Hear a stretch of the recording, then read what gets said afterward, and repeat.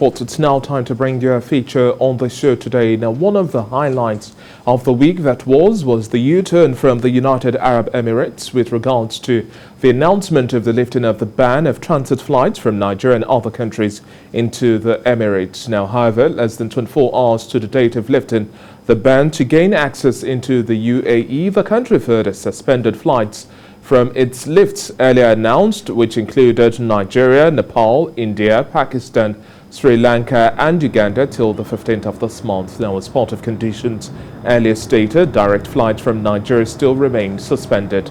But in a twist of fate, once again, the United Arab Emirates has shifted the date for the resumption for transit flights from Nigeria to the Emirates to the 15th. Now, the National Emergency and Crisis Management Authority stated that as part of the conditions to enter the Emirates, passengers must present a negative PCR test taken 72 hours before departure. Now, these categories also include those with valid residency permits who have received full vaccination doses in the UAE and 14 days have passed since receiving the second dose, and who have vaccination certificates approved by the official authorities in the country. Medical practitioners working in the country too will be excluded, including doctors, nurses, technicians from restaurants and non-restaurants, and also those working in the educational sector in the country who teach in universities, colleges, schools and institutes, and also from the vaccinated and non-vaccinated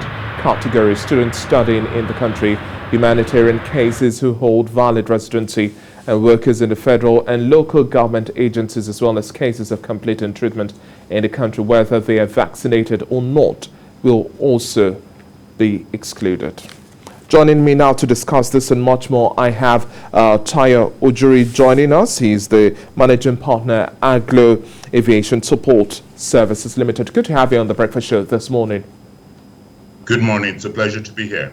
Now, it's been quite an interesting back and forth we've had with the flight ban from the United Arab Emirates. On Thursday, we're all expecting the list of transit flights to the UAE to take off. But once again, there was a shift to the 15th of this month. What do you make of the situation as a whole, and also looking at the lines of communication, retaliatory responses, and its impact on bilateral ties versus the critical element here, COVID-19 safety protocols? Yes, I see the volume of traffic from Nigeria to Dubai, and we actually, the Emirates and the UAE acknowledge that there are a lot of Nigerians that go from Nigeria to Dubai for trading, for holidays. But what we've seen is a lot of underlying factors. We're seeing the factor such as aeropolitics, which is playing out here. We've seen lots of issues such as the cult issues that actually came forefront during the last month or two, and then we have the preparation for Expo 2021, and we've seen they making sure all their ducks are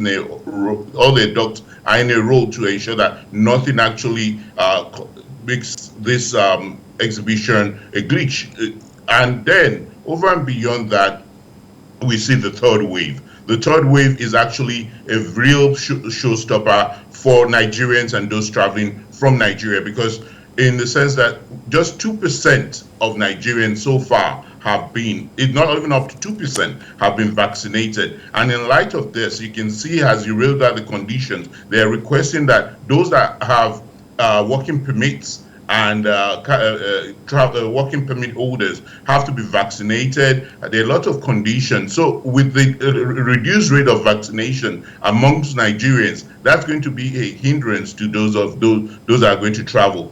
Now put all this thing in a bowl or in a basket and see how does that affect it. Summer is almost over, if not over. School starts in September. So how does this affect us? The travel market is going to still receive a dip, and we're not going to see that travel to Dubai now.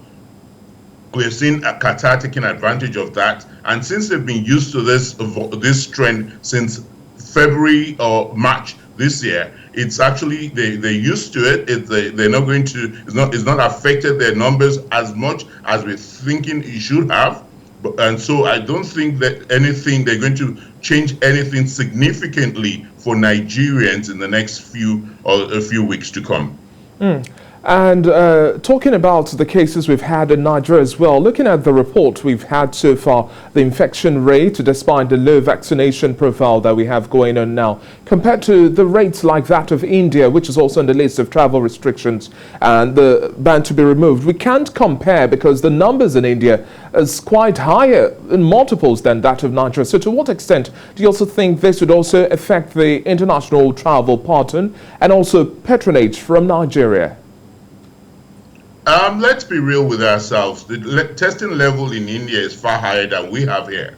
That is where the differentials and the comparative analysis is divergent. When we have comparative analysis, the testing, the higher level of testing, and if you look at the number of people in India, we're looking at about 1 billion people. If you see about 1 billion people and you're having 25% of those people being tested, that gives us the number compared to 200 million people and the number of people in major cities being tested. So you find out that those that are being tested as at this time, or we're seeing those numbers, are either those that are returning back into Nigeria or those that want to travel, and that is where we're actually getting those numbers from. We're not actually seeing a lot of people that have symptoms and taking, except those that are really, really constrained. But otherwise, we're not seeing lots of people that have symptoms and are going to test, either due to cost, which is about 51,000 in Lagos and about 40,000 in other states. With the cost of, with the economic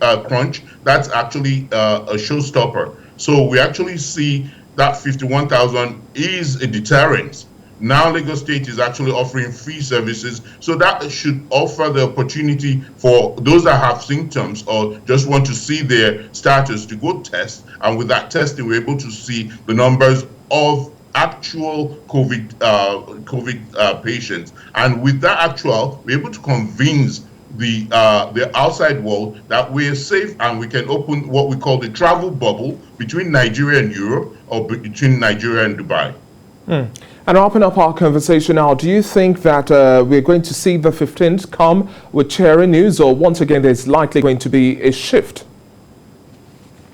Looking at the crystal ball, the 15 would actually shift, in my opinion. And like you said, there are lots of aeropolitics, lots of dynamics. There's the trust factor, whereby even the passengers that do the test are not, the integration into their system is not done. So if there's a full automated travel passport, which is non-existent, then there's a channel of truth that they can verify that those test results that they're seeing are actually valid and very conclusive for people to travel in and out of Dubai. So that would actually give them some level of reassurance for passengers to come into Dubai and for holidays, for medical reasons, or just for business. And hopefully we see increased testing and also looking at airlines being able to incorporate more safety measures and meeting conditions of visitors. Thank you very much for your time on the Breakfast Show this morning, Tayo Jury. It's been a pleasure speaking with you.